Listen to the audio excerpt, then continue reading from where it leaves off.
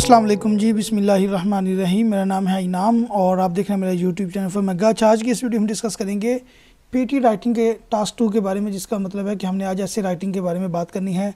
इसमें आपको टिप्स और ट्रिक्स बताऊंगा, इसके अंदर आपको टेम्पलेट बताऊंगा, इसके अंदर आपको एक टॉपिक के बारे में बताऊँगा, फिर उसके सैम्पल आंसर के बारे में बताऊँगा। तो इसमें हम आज बात करेंगे इंट्रो के बारे में, मार्किंग क्राइटेरिया के बारे में, थिंग्स टू डू, टेम्पलेट और सैम्पल आंसर। सबसे पहले हम थोड़ा सा इंट्रोडक्शन के बारे में बात कर रहे हैं। ये सेकंड टास्क है पीटी राइटिंग का अंदर, और इसके अंदर आपको मैक्सिमम जो है वो 300 वर्ड्स अलाउ होते हैं लिखने के लिए 20 मिनट के अंदर, लेकिन आपने 300 लिखने नहीं है, वो हम बाद में बात करेंगे। उसके बाद ये 1 से 2 टास्क आ सकते हैं इस टाइप के, लेकिन रेयर चांसेस होते हैं कि आपको 2 टास्क आएँ। हमेशा आपको एक ही यानी कि ऐसे आता है।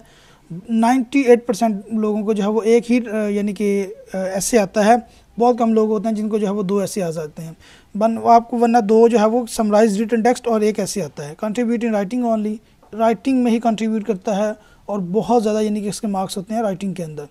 और इसके अंदर जो है वो किस तरह का आपका ऐसे हो सकता है, डिसएग्री हो सकता है, एग्री डिसएग्री हो सकता है, प्रॉब्लम और सोल्यूशन हो सकते हैं, डिस्कशन ऐसे हो सकता है।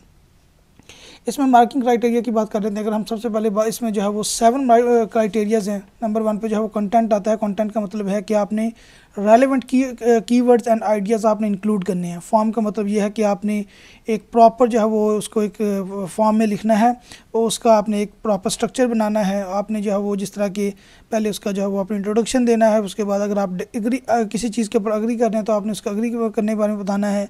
आपने अपने रेलेवेंट आइडियाज़ देने हैं, फिर उसके एग्जांपल देनी है। इसी तरह अगर आप डिसएग्री कर रहे हैं तो आपने उसके भी जो है वो एग्जांपल्स देनी है, कीवर्ड्स देने हैं, रेलेवेंट आइडियाज़ देने हैं, उसके बाद कंक्लूजन देना है। और आपने कभी भी इसमें जो है वो 200 वर्ड से जो है वो नीचे नहीं लिखना और 300 वर्ड को जो है वो एक्सीड नहीं करना, वरना आपके मार्क्स दोनों सूरतों में 0 हो जाएंगे। और उसके बाद हम बात कर लेते हैं ग्रामर की। Grammar is very important. If you get more mistake in grammar, like if you get 0 marks in ये यहाँ पे 2 है, इसमें अगर आपका 0 मार्क्स आता है तो उसके बाद ये आपके आगे वाले जितना भी पोर्शन होगा उसको चेक ही नहीं करेगा, यहीं से आपको 0 हो जाएंगे और उसका बस जस्ट इसके मार्क्स जो है वो आपके इंक्लूड होंगे।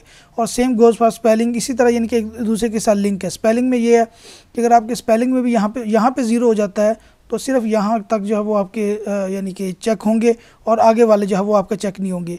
वोकैबुलरी का मतलब ये है कि आपने रिपीट नहीं करना एक वर्ड्स को जो है वो, या एक फ्रेज़ को आपने दोबारा जो है वो रिपीट नहीं करना।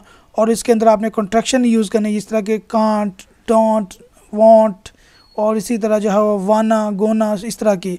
और आपने यहाँ पे फॉर्मल वर्ड यूज़ करने हैं। अगर आपने कांट की बजाय आपने कैन नॉट यूज़ करना है, डोंट की बजाय आपने डू नॉट यूज़ करना है।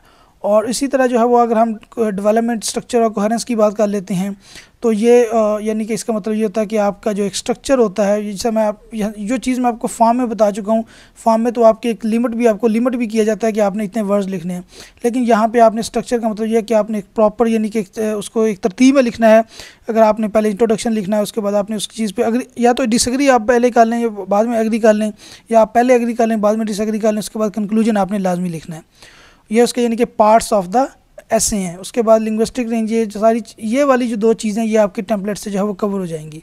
लिंग्विस्टिक रेंज का मतलब ये है कि आप वो चेक करना चाहते हैं कि आप जो इंग्लिश लिख रहे हैं वो कितनी अच्छी इंग्लिश है, क्या आपको जो है वो अपनी इस ज़बान के ऊपर अबूर हासिल है या नहीं है। और उसके बाद हम बात कर लेते हैं things to do. Very important, very important. आपने क्या करना है, जो आइडियल लेंथ होती है मेरे हिसाब से वो 250 से लेकर 270 तक होती है।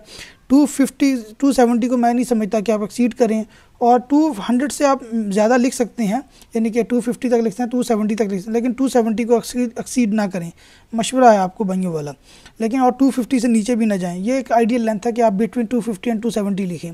और हमेशा जब आपके सामने एक टॉपिक आएगा ऐसे का, तो आपने 2 से 3 मिनट पहले उसको जो है वो टॉपिक को अच्छी तरह समझना है, और उसमें से आपने कीवर्ड्स और रेलेवेंट आइडियाज़ निकाल के पहले जो आपको बुकलेट मिलेगी उसके ऊपर जो है वो आपने नोट कर लेने हैं। फिर उसके बाद आपने राइट अप स्टार्ट करना है। उसके बाद फिर जब यानी कि उसके बाद फिर जो मार्किंग क्राइटेरिया है उसको आपने सेटिस्फाई करना है। और टेम्पलेट यूज़ करें। मैं आपको 100% रिकमेंड करता हूँ कि आप टेम्पलेट ही यूज़ करें।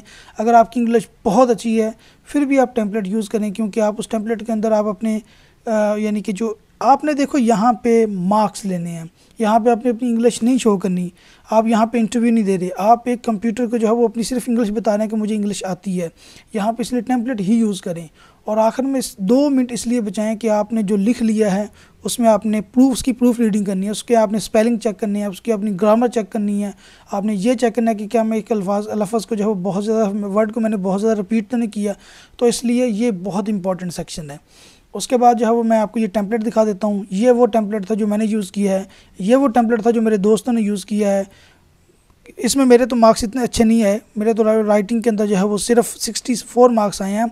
लेकिन ऐसे लोग मैं जानता हूँ जिन्होंने 80+ मार्क्स लिए हैं यूजिंग दिस टेम्पलेट। ठीक है, इस टेम्पलेट के अंदर जो है वो आपने अपने आइडियाज़ और कीवर्ड्स को आपने कैसे पुट करना है, दिस इज़ द गेम, ये गेम है। अब मेरे मार्क्स क्यों नहीं आए थे? मेरे मार्क्स इसलिए नहीं आए थे कि ये जो टेम्पलेट होता है इसके अंदर आपका हर चीज़ चेक होती है। मतलब ये टेम्पलेट नहीं, यानी कि ऐसे के अंदर आपने यहाँ पे दी क्यों नहीं लगाया, यहाँ पे क्यों लगाया, यहाँ पे ए आना था, यहाँ पे आपने दी क्यों लगा दिया, यहाँ पे दी क्यों लगाया, यहाँ पे ए आना था। इस तरह की छोटी छोटी चीज़ें भी चेक होती हैं क्योंकि ये आर्टिफिशियल इंटेलिजेंस के थ्रू चेक हो रहा होता है। अच्छा, उसके बाद मुझे एक टॉपिक मैंने उठाया। टॉपिक यह कि some people think that human needs for farm land, housing and industry are more important than saving land for endangered animal. To what extent do you agree with this statement? तो ये मैंने इसका जो है वो पहले अपने खुद लिखा। लिखने के बाद जो है वो ये यूजिंग द सेम टेम्पलेट, ये वाला टेम्पलेट यूज़ किया और इसको ये राइटअप किया। राइटअप करने के बाद जब मैंने इसका चेक किया एप यूनी की वेबसाइट के ऊपर, तो मेरे 12.2 मार्क्स आए हैं। ठीक है, 15 में से। फिर मैंने चेक किया कि अच्छा मैंने कौन सा इशू है। इशू ये थे कि मेरे, पहले मैं आपको इशू दिखा देता हूँ। ये वाला मेरा वो था, इस उसने हाईलाइट कर दिया कि यहाँ पे ये वाला इशू था, ये इशू था, ये। इसमें मतलब ग्रामर की मिस्टेक भी आ रही थी और इसी तरह जो है वो यानी कि जो है वो स्पेलिंग की नहीं, वोकैबुलरी रेंज की मिस्टेक आ रही है। तो यहाँ पे मुझे 2 में से सिर्फ 0.2 मार्क्स मिले हैं और यहाँ पे 1 मार्क्स मिला है। अब मैंने इसको सेट किया। सेट करने के बाद ये वाला मैंने उसके बाद लिखा जिसमें मुझे 15 मार्क्स मिले हैं। ठीक है, अब ये आपने इन दोनों को जो है वो खुद कंपैरिजन करना है कि यहाँ पे मैंने कौन सी मिस्टेक की है। मैं इसको आहिस्ता आहिस्ता लेके जाऊँगा ताकि आप इसका स्क्रीनशॉट ले लें। इसका आप स्क्रीनशॉट ले लें। उसके बाद फिर ये ऐसे टॉपिक है, आपने खुद से लिखना है। उसके बाद ये मैंने लिखा है, इसका आप स्क्रीनशॉट ले लेना। उसके बाद ये मेरी मिस्टेक्स हैं। ठीक है, इसको ज़रूरत नहीं है आपको, ये वाली मेरी मिस्टेक्स थी। मैं आपको थोड़ा सा बता भी देता हूँ ये मिस्टेक्स क्या हैं।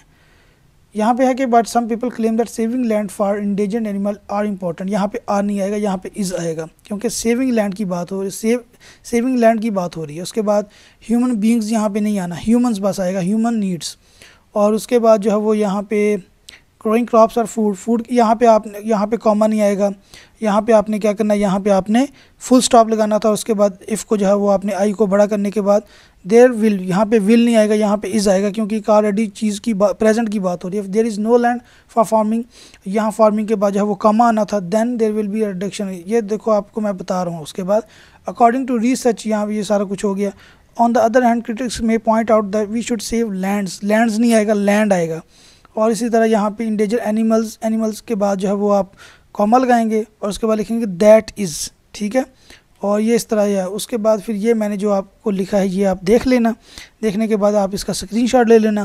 तो ये थी वीडियो जिसके अंदर मैंने आपको आज की वीडियो के अंदर इंट्रोडक्शन दे दिया कि आपको इसको करना कैसे। दूसरे नंबर पर मैंने आपको ये भी बता दिया कि आपने इसके अंदर जो है वो यानी कि मार्किंग क्राइटेरिया आपका क्या होगा। फिर उसके अंदर मैंने आपको ये भी बता दिया कि आपने कौन सी चीज़ों को यानी कि अपने जहन में रखना है इसको लिखते हुए। और फिर मैंने आपको टेम्पलेट भी दे दिया है और उसके बाद टेम्पलेट को यूज़ करने का तरीका भी बता दिया है।